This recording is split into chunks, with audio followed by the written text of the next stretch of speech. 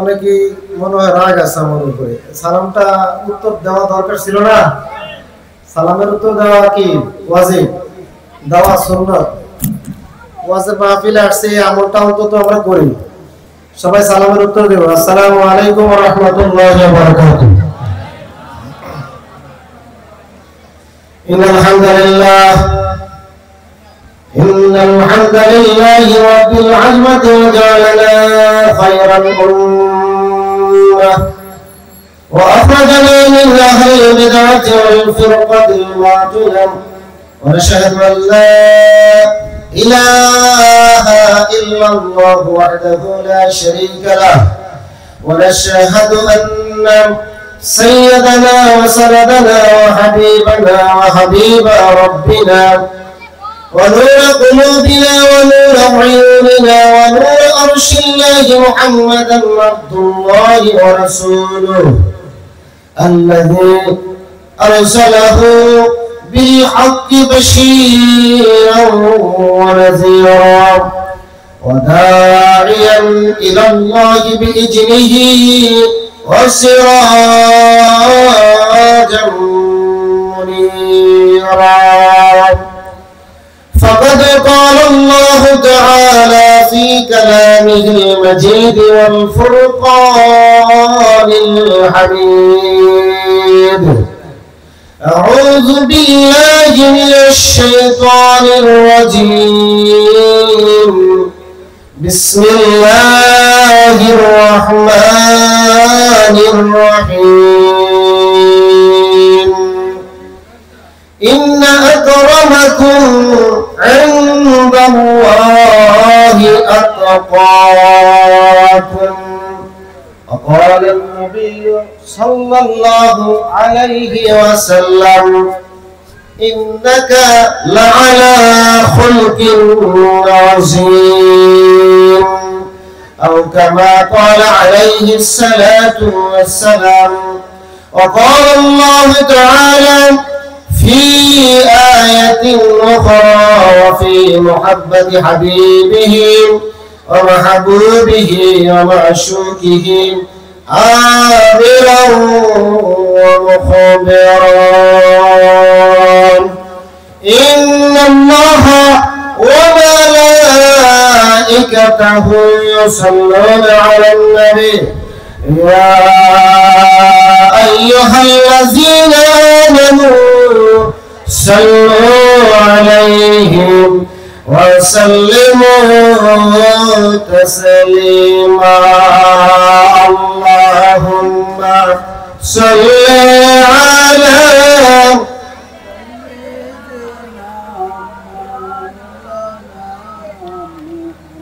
وعلى آل سيدنا مولانا। মোহব্বতের সাথে আওয়াজ দিয়ে, কণ্ঠ ছেড়ে দিয়ে নবীজিকে স্মরণ করে আমরা সবাই পড়ি: আল্লাহুম্মা সাল্লি আলা মাওলানা মুহাম্মদ ওয়া আলা আলি সাইয়্যিদিনা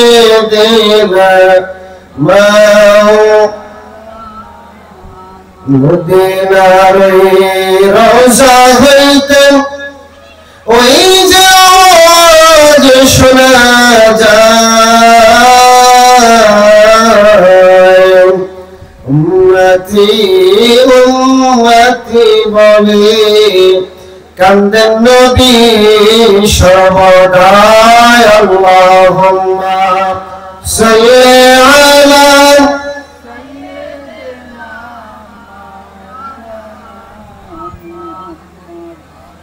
وعلى آله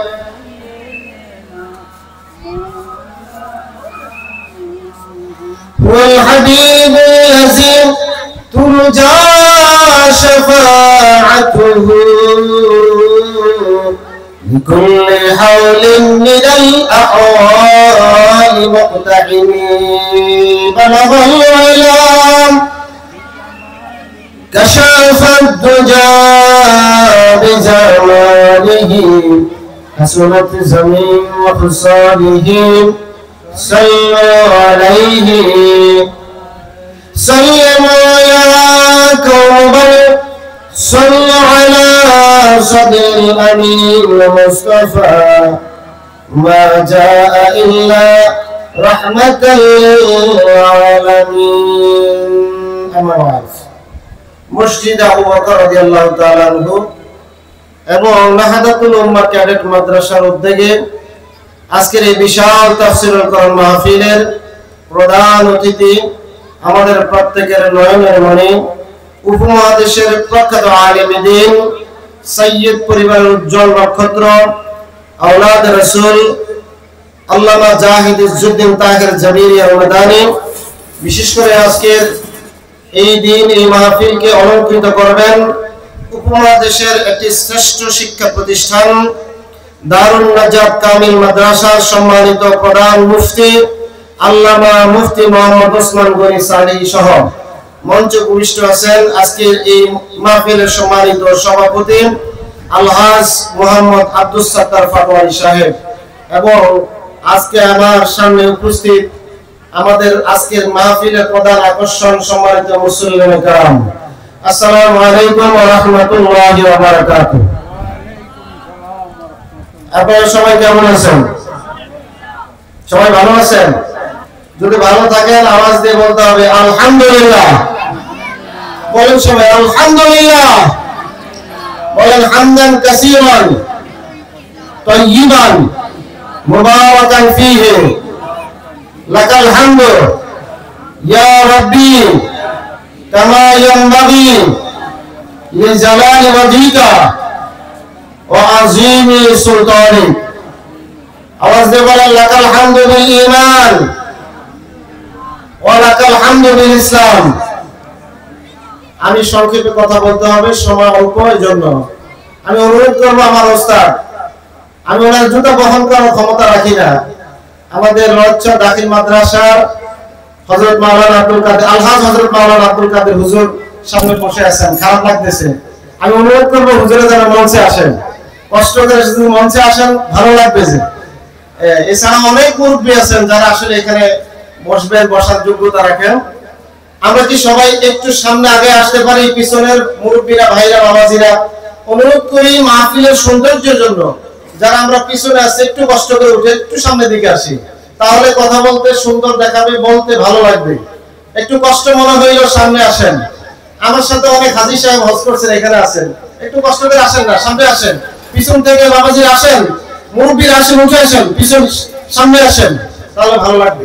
সবাই জিকির করে লা ইলাহা ইল্লাল্লাহ লা ইলাহা ইল্লাল্লাহ হাসবি রাব্বি জাল্লাল্লাহ মা ফি কলবি গায়রুল্লাহ নূর মুহাম্মদ সাল্লাল্লাহু লা ইলাহা ইল্লাল্লাহ লা ইলাহা ইল্লাল্লাহ হাসবি রাব্বি জাল্লাল্লাহ মা ফি কলবি গায়রুল্লাহ নূর মুহাম্মদ সাল্লাল্লাহু লা ইলাহা ইল্লাল্লাহ। আমার সম্মানিত উপস্থিতি, আমাকে একটি বিষয় দেওয়া হয়েছে, বিষয়ের আলোকে আমরা কথা বলতে হবে, কোরআন এবং হাদিসের আলোকে। আমার আজকের আলোচনার বিষয় হচ্ছে সামাজিক এবং নৈতিক অবক্ষয় দূরকরণে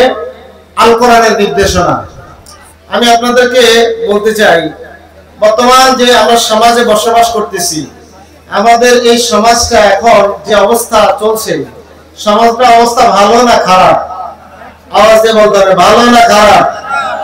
সমাজের অবস্থা এতই খারাপ, জাহিলি যুগের অবস্থার থেকেও এখন মনে হয় যেন আরো খারাপ, ঠিক না? কারণ আপনি লক্ষ্য করে দেখেন, জাহিলির যুগে আর যাই হোক, মানুষ তাদের মধ্যে একটা অতিথিয়তা বোধ ছিল, তারা খুনাখুনি মারামারিটা কম করত, তাদের নৈতিক অবক্ষয় ছিল, এটা সত্য। কিন্তু কেউ যদি কাউকে খুন করে বাড়িতে এসে আশ্রয় চাইতো, ভাই তার আপন ভাইয়ের কাছে যদি আশ্রয় চাই, তো আমি এই রাতে আশ্রয় চাই। আরবরা অতিথিয়তা এত নাম্বার 1 ছিল, তারা ততক্ষণ পর্যন্ত প্রতিশোধ দিত না যতক্ষণ অতিথি হিসেবে আরবের ওই লোকটার বাড়িতে মানুষ থাকতো। সুবহানাল্লাহ। আমরা কি করি? আমাদের মধ্যে সেই মানবিকতা, সেই দয়া, মায়া, মমতা, ভালোবাসা এখন আসেনি। কথা কোন আসেনিও। সমাজে আপনি লক্ষ্য করে দেখবেন, খুনাখুনি, মারামারি, পিটাপিটি একটা লেগেই আছে, একটা অশান্তি লেগেই আছে। এইরকম অবস্থাটা জাহিলি যুগে ছিল না। এরা জাহিলি যুগের লোকেরা আল্লাহকে বিশ্বাস করতো না, ধর্ম বিশ্বাসটা খারাপ ছিল। মূর্তির পূজা করত, গাছের পূজা করত, মাছের পূজা করত। এদের মধ্যে আমাদের মতো আল্লাহওয়ালা মুসলমান দাবি করা লোক কম ছিল, কিন্তু আমাদের থেকেও তাদের অন্যান্য গুণ ভালো ছিল। কবি আল্লামা ইকবাল কি চমৎকার ভাষায় বলেন, পূর্বে তোমার বিশ্ব ছিল, দৃশ্য ছিল চমৎকার, কেউ পূজিত গরু বাগার, কেউ পূজিত গাছ পাথর, সাকার পূজায় বিশ্বরত, নিখিল বিশ্ব চরাচর, কে পূজিত কে মানিত, আকার বিহীন এক ঈশ্বর। এরা গাছের পূজায়, মাছের পূজায়, বিভিন্ন রকমের মূর্তি পূজার মধ্যে নিজেদেরকে লিপ্ত রেখেছিলাম। এক আল্লাহকে বিশ্বাস করার মতো কোন লোক ছিল না। জাহিলি যুগের সামাজিক অবস্থা এত অক্ষয় করেছিল। এরা সুদের টাকা লাগাইত, ঘুষে তারা টাকা লাগাইত, এমনকি সুদের টাকা অর্জন করার জন্য আপন স্ত্রীকে দখল করত, ছেলে মেয়েদেরকে দখল করত। এইরকম আরো অনেকগুলো উদাহরণ দিলে শেষ হবে না। জাহিলি যুগের অবস্থা, অন্ধকারাচ্ছন্ন অবস্থাটা যেরকম ছিল, আজকের বাংলাদেশের সমাজের অবস্থাটা ঠিক একরকম। আপনি লক্ষ্য করে দেখেন, আপনার ঘরের মধ্যে ভাই ভাইয়ের মধ্যে মিল নাই, পিতা পুত্রের মধ্যে মিল নাই, মুরব্বী ছোটদেরকে স্নেহ করে না, ছোটরা বড়কে সম্মান দেয় না। কথা কোন, এই চিত্র আছে না নাই? এটাকে আমি বানায় বলতেছি। আগে আমরা মুরব্বীরা যদি বলতে এই রকম কাজ করা যাবে না, আমরা একটা সামাজিক ভাবে আমাদের এমন একটা বন্ধন ছিল। সমাজে যখন কোনো অন্যায় হতো, কোনো জেনা, কোনো ব্যভিচার, অথবা কারো ঘরে যদি টিভি আনে, এই খবরে আসছে, আন্দোলন করে মিছিল নামায় আমরা টিভি বানতে যাইতাম, ঠিক কিনা? এখন প্রত্যেকের হাতে হাতে খেমটান আছে ছবি, ল্যাংটা ছবি, মোবাইল গুলো, ঘরের মধ্যে স্মার্ট টিভি গুলো ঢুকে গিয়েছে। আমরা এখন ঘরে ঘরে জেনা, ব্যভিচারে লিপ্ত, কেউ কোনো কথা বলতেছে না, ঠিক কিনা? কেউ যদি কাউকে বলে ভাইরেন এটা ভালো না, এই কাজটা করা যাবে না, উল্টা আপনাকে বলবে আপনার সমস্যা কি, ঠিক কিনা? আমার জামান আমি দিব, আপনারটা কি? আমার টাকা দিয়ে আমি জামানটা করি, আপনার কি, বলে কিনা? আজকের যুবকরা এতটা নিয়ন্ত্রণ হয়ে পড়েছেন, কোন সম্মান নেই। এরা আজকে এরকম অবস্থায় পরস্পর, তারা কিশোর গ্যাং, তাদের কয়েকজন হইলে একটা দল পাকায় সমাজের মধ্যে ত্রাস সৃষ্টি করে, সন্ত্রাসবাদ তৈরি করে। এদের কথায় মুরব্বীরা তটস্থ, কোনো কথা বলা যায় না, চরিত্রের কোনো ভালাই নাই।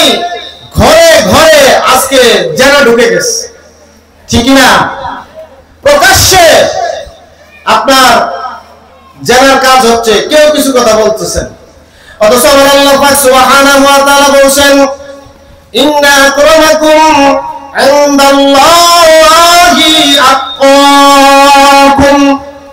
ওই সমাজের সর্বশ্রেষ্ঠ সমাজের ওই মানুষটা সবচাইতে ভালো, আল্লাহর নিকট সবচাইতে ভালো, যে বেশি আল্লাহওয়ালা, ফরজগার, মুত্তাকি।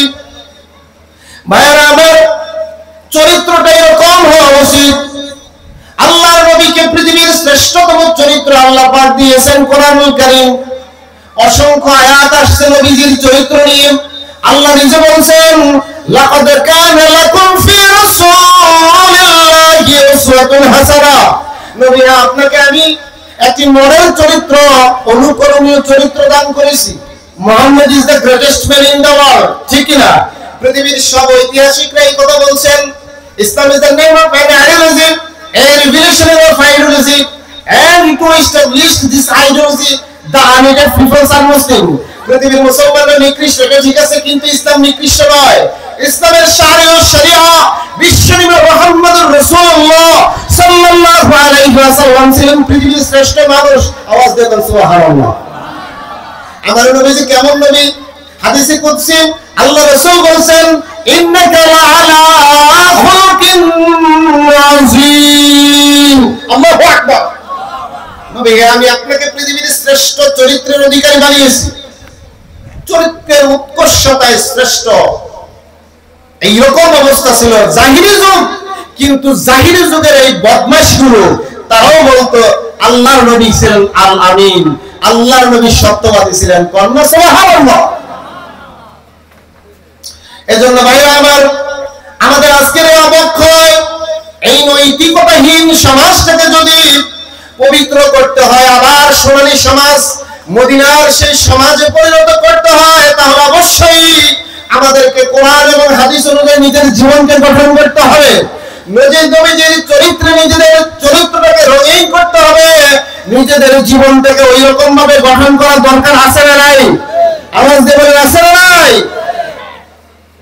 এজন্য ভাইরা আমার, কোরআনের নির্দেশনা হচ্ছে যদি তোমার চরিত্রকে সুন্দর করতে হয়, তাহলে নাম্বার 1 দায়িত্ব, তোমাকে অবশ্যই কোরআনের শিক্ষায় শিক্ষিত হওয়া লাগবে। তোমার নিজের চরিত্রকে গঠন করতে হবে, আগে শিক্ষা লাগবে। পৃথিবীর সর্বপ্রথম যে আয়াত নাযিল হয়েছে জাবালে নূর, খানায়ে কাবা মক্কা শরীফ থেকে মাত্র 2.5 মাইল দূরে। আপনারা যারা হজে গেছেন, নামাজ হাজিরা গেছেন, আপনারা দেখছেন 2.5 মাইল দূরে প্রায় 3500 ফিট উঁচা একটা পাহাড়, যেই গুহাটার মধ্যে নবীজি ধ্যানমগ্ন থাকতেন। গুহাটার দৈর্ঘ্য ছিল, লম্বা ছিল 2 ফুট, ফাঁসে ছিল 4 ফুট, 4 ফুট মোটা অর্থাৎ ওয়াইড প্রস্থ, লম্বা লং হচ্ছে মাত্র 2 ফুট। সিপা একটা জায়গা। আল্লাহ রাসূল টানা একসাথে 15 দিন এরকম করে করে প্রায় 6 মাস নবীজি ওখানে ধ্যানমগ্ন ছিলেন। সুবহানাল্লাহ। 6 মাস পরে এই পৃথিবীবাসীকে আল্লাহ পাক রব্বুল আলামিন প্রথম আয়াতের মাধ্যমে যে বার্তা দিয়েছেন তা শুনেন। আল্লাহ পাক সূরা আলাকের প্রথম 5 আয়াতে বলতেছেন, বিসমিল্লাহির রহমানির রহিম। ইকরা বিসমি রাব্বিকাল্লাযী খলাক খলাকাল ইনসানা মিন আলাক ইকরা ওয়া রাব্বুকাল আকরাম আল্লাযী আল্লামা বিল কলম আল্লামাল ইনসানা মা লাম ইয়ালাম। আওয়াজ দিয়ে বলেন আল্লাহু আকবার। আল্লাহ পাক প্রথম বার্তাটা আমাদেরকে মেসেজটা দিলেন কি, ও পৃথিবীর মানুষেরা, তোমাদেরকে অবশ্যই ইসলাম ধর্মে আসতে হলে পড়াশোনা করা লাগবে। ইকরা, তুমি পড়ো, বান্দা তুমি পড়ো, নবীজি আপনি পড়েন, আপনি জাতিকে মেসেজটা দেন। তাদের নাম্বার 1 দায়িত্ব হবে তারা যেন পড়াশোনা করে, কোরআন এবং হাদিসকে যেন তারা অধ্যয়ন করে, নিজেদের চরিত্রটাকে গঠন করে। পড়েন, কেমন পড়া? বিইসমি রাব্বিকাল্লাযী খলাক, যিনি সৃষ্টি করেছেন সেই প্রতিপালক তোমার রব আল্লাহ তাআলার নামে পড়ো। কেমন পড়া? আল্লামাল ইনসানা মা লাম ইয়ালাম, এমন জ্ঞান, এমন শিক্ষা তুমি অর্জন করো, এমন জ্ঞান অর্জন করো যে জ্ঞান সম্পর্কে তোমার ইতিপূর্বে ধারণা ছিল না। What is the most read book ever written? এই পৃথিবীর সবচেয়ে বেশি পঠিত কিতাব, এই পৃথিবীর সবচেয়ে শ্রেষ্ঠ কিতাব, হেদায়েতের কিতাব, সকল সমস্যার সমাধান যেই কিতাবের মধ্যে আছে ওই কিতাবের নাম আল কোরআন। সুবহানাল্লাহ।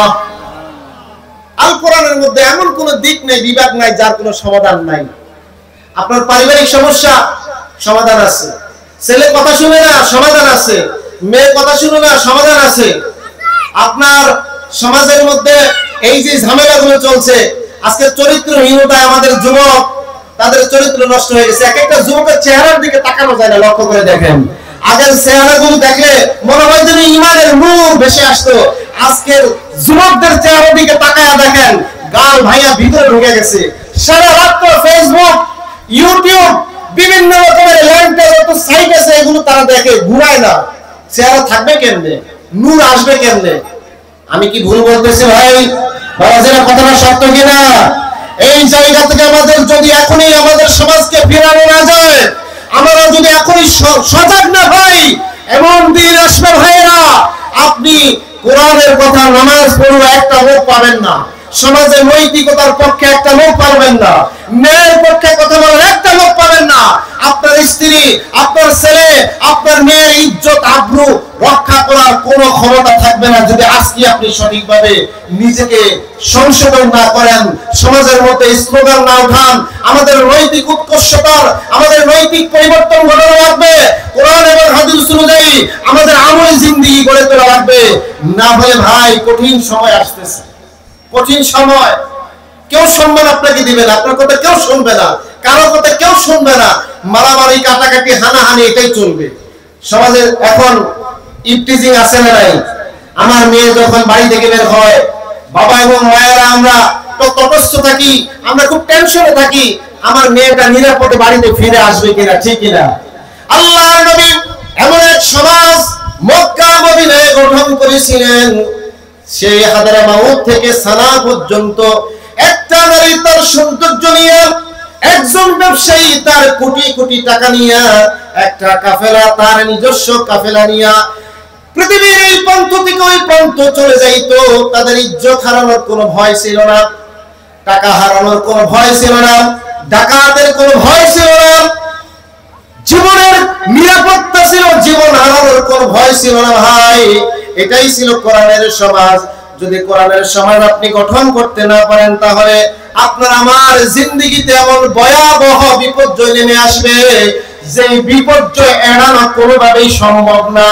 আজকের এই সমাজকে পরিবর্তন করা লাগলে, করতে হলে কোরআনের 2 নম্বর নির্দেশনা হচ্ছে আপনাকে অবশ্যই মদ, জুয়া, অন্ধবিশ্বাস এগুলো থেকে সমাজকে উত্তরণ ঘটাইতে হবে। আল্লাহ পাক পবিত্র কোরআনুল কারীমের সূরা মায়েদার 90 নম্বর আয়াতে বলেন, বিসমিল্লাহির রাহমানির রহিম, ইয়া আইয়ুহাল্লাযীনা আমানু ইন্নামাল খামরু والميسر والأنصاب والأزلام رجس من عمل الشيطان فاجتنبوه لعلكم تفلحون. সবাই বলেন আল্লাহু আকবার। আল্লাহ রাব্বুল আলামিন বলল, ও ঈমানদাররা, মুমিন বান্দারা, যদি তোমাদের নিজেদেরকে বাঁচাইতে চাও, সমাজকে যদি নিরাপদ রাখতে চাও, তাহলে জেনে রাখো নিশ্চয়ই মদ, নেশাপান, নেশাগ্রস্ত হওয়া, ওয়াল মাইসিরু, জুয়া খেলা, ওয়াল আনসাবু, মূর্তির পূজা করা, ওয়াল আজলামু, ভাগ্য নির্ধারণ করা, জ্যোতিষীর কাছে যাওয়া, মিন আমালিশ শাইতান, এগুলো সব শয়তানের কাজ। কয়েকদিন আগে ফেসবুকে দেখছি, আমাদের চাঁদপুরে একটা মেয়ে এবং একটা ছেলেকে পুলিশ গ্রেফতার করছে। আমরা ভিডিওতে সাক্ষাৎকার দেখলাম। মেয়েটাকে জিজ্ঞাসা করছে, তুমি নেশাগ্রস্ত, তুমি নেশাগ্রস্ত কেন? সে বলছে, স্যার আমি ইয়াবা খাই না, মদ খাইছি। মদ খাইলে আমার কোনো অপরাধ আছে নাকি? কন্যা নাউজুবিল্লাহ। আমার সঙ্গী ইয়াবা খাইছে, এটা অপরাধ, আর আমি মদ খাই, আমার লাইসেন্স আছে, আমার কোনো অপরাধ নাই। নাউজুবিল্লাহ বলবেন না? মদ খাওয়া কি অপরাধ না? কোরআন কি বলতেছে? এটা শয়তানের কাজ। কার কাজ? শয়তান ছাড়া ভালো কোনো মানুষ এই মদ খেয়ে নেশাগ্রস্ত হতে পারে না। একজন মদখোর স্বাভাবিক চিন্তা তার মধ্যে থাকতে পারে।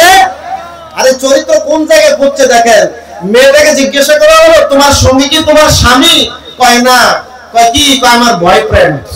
আপনি লক্ষ্য করে দেখেন সমাজ কোথায় গেছে।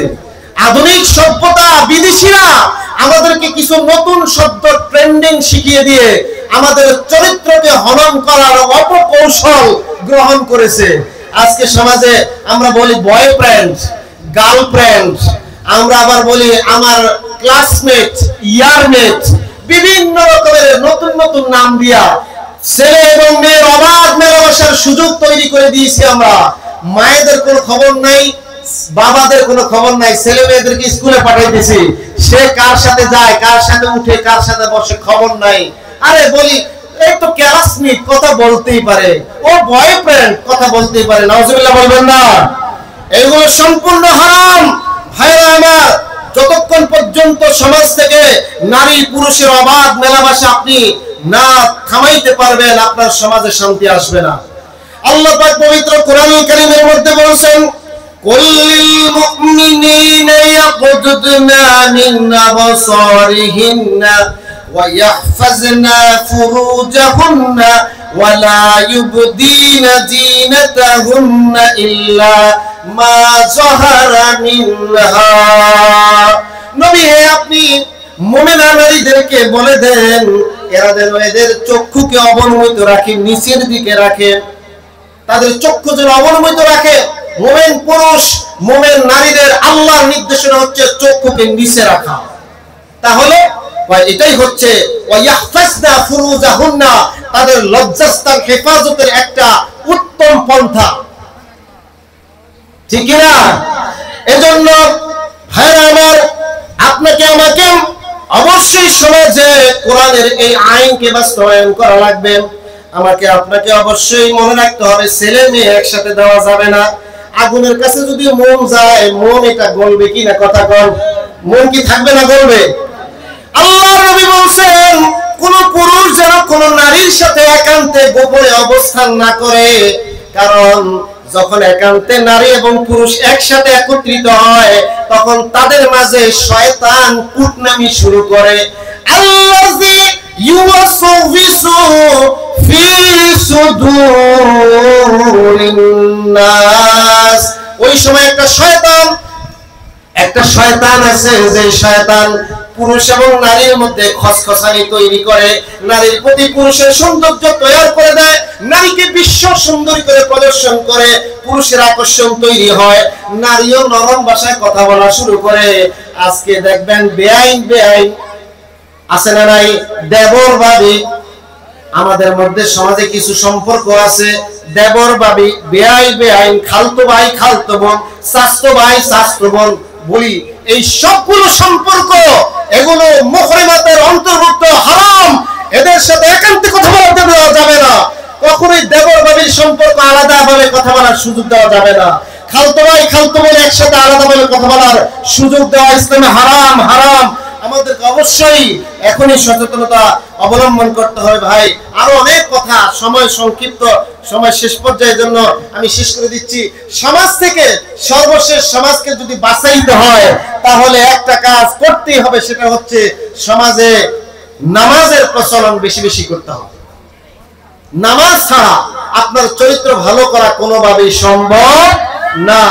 কোরআন শরীফ বলছেন, ইন্নাস সালাতা তানহা আনিল ফাহশাই ওয়াল মুনকার, ও পৃথিবীর মানুষেরা, নামাজ তোমাদেরকে অশ্লীল কাজ থেকে, খারাপ কাজ থেকে, অন্যায় কাজ থেকে, সব রকমের সমাজের অনৈতিকতা থেকে মুক্ত করতে পারে নামাজ। আল্লাহর নবী বলেন, মুরু আওলাদাকুম বিসসালাত ওয়া হুম আবনাউ সাবআ সিনিন, তোমার ছেলের বয়স, মেয়ের বয়স যখন 7 বছর হয় তখন তাদেরকে নামাজের আদেশ দাও। যখন তাদের বয়স 12 বছর 10 বছর হয় তখন তাদেরকে মারো, বিছানা আলাদা করে বের করে দাও, নামাজ পড়তে হবে। এ মুসলমানের ঘরের সন্তান কখনো নামাজ ছেড়ে দিয়ে থাকতে পারে না। আরেকটি বিষয় সংক্ষেপে বলতে হয়, সমাজের অনৈতিকতা থেকে আমাদেরকে যদি মুক্ত রাখতে হয় তাহলে অপর মুসলমানের ইজ্জত নিয়ে টানাটানি করা যাবে না।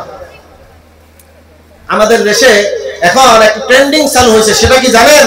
বেনামি আইডি দিয়া ফেসবুকের মধ্যে আরেকজনের ইজ্জত হনন করি আমরা। আহা, নাউজুবিল্লাহ মিন যালিক। একটা উল্টাপাল্টা আইডি দিয়া, যারা মুরব্বি হয়তো বুঝেন না, যারা ইন্টারনেট বুঝেন, এটা দেখবেন লোকেরা চিনা যায় না, ধরা যায় না, বোঝা যায় না, কিন্তু আপনাকে সমাজে খালি দিতেছে।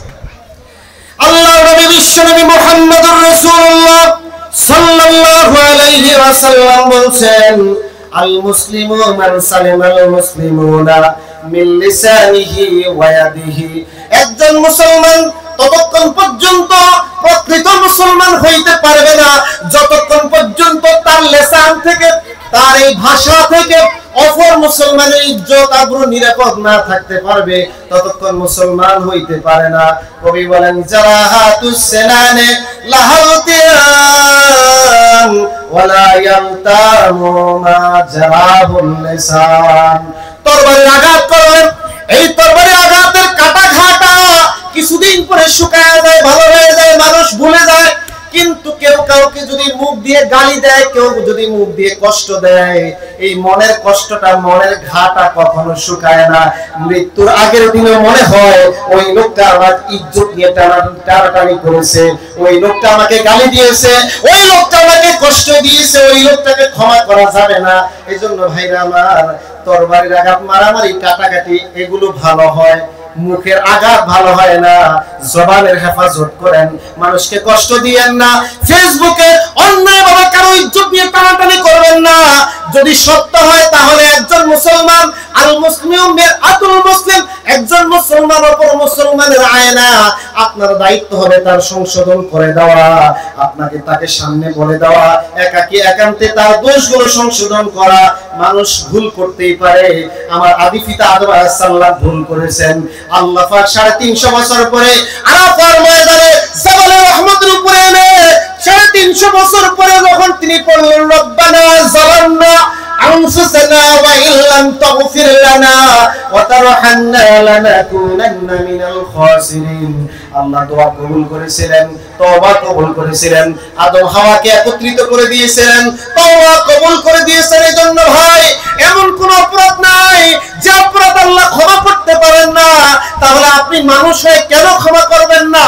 অন্যায়ভাবে ফেসবুকে লেখালেখি করবেন। এইজন্য আমি আপনাদেরকে বলি, কেউ কারো ইজ্জত নিয়ে টানাটানি করিয়েন না। এমন যদি কষ্ট হয় তাহলে আসুন আমরা বসি, সমাজটাকে নিরাপদ রাখা দরকার। সমাজে সব রকমের মানুষ থাকবে, সমাজে সবাইকে একসাথে বসবাস করা লাগবে, আমাদেরকে ভাতৃত্বের বন্ধনে আবদ্ধ হওয়া লাগবে। আল মুসলিমু আখুল মুসলিম লা ইয়াজলিমুহু ওয়া লা ইয়াসলিমুহু ওয়া লা ইয়াখযুলুহু। একজন মুসলমান আরেকজন মুসলমানের ভাই, অবশ্যই ভাই।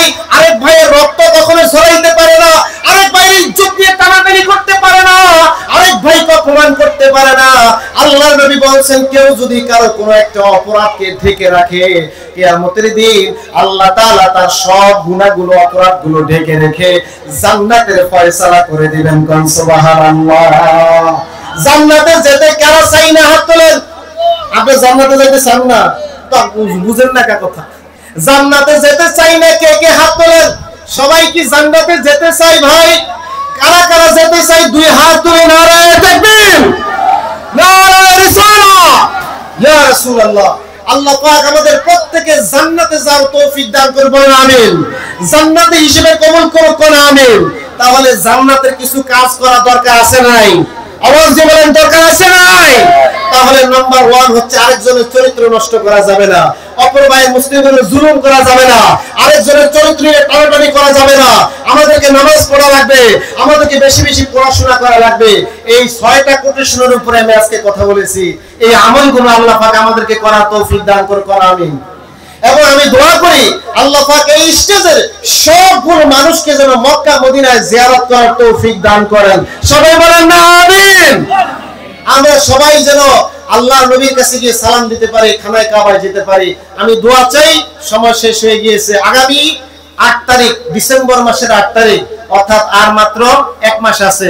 8 তারিখ আমি একটা বড় কাফেলা নিয়ে আপনাদের এই বিরামপুরে প্রায় 30 জন হাজী নিয়ে মক্কা মদিনায় সফর করার নিয়ত করেছি, যাব। আপনারা দোয়া করবেন। দোয়া করি আপনারাও যেন যেতে পারেন। মক্কা মদিনায় গিয়ে আপনাদের জন্য দোয়া করার চেষ্টা করব ইনশাআল্লাহ। আমি আসছি গত মাসের 7 তারিখে। ওই কয়েকজন হাজী দেখি সামনেও আছে, এখানে ওনারা এখানে বসে আছেন। আল্লাহ পাক যেন প্রত্যেকের হজকে কবুল করেন, আমিন সুম্মা আমিন। দোয়া চাই আমরা সবাই যেন সমাজে একসাথে থাকতে পারি, আমাদের সমাজ যেন নৈতিকতাপূর্ণ হয়, আমরা যেন ঐক্যবদ্ধভাবে আমাদের জীবনকে পরিচালনা করতে পারি। আমরা সবাইকে রাজি তৌফিক দান করুন আল্লাহ পাক। আমা তৌফিক ইল্লা বিল্লাহ। আসসালামু আলাইকুম ওয়া রাহমাতুল্লাহি ওয়া বারাকাতুহু।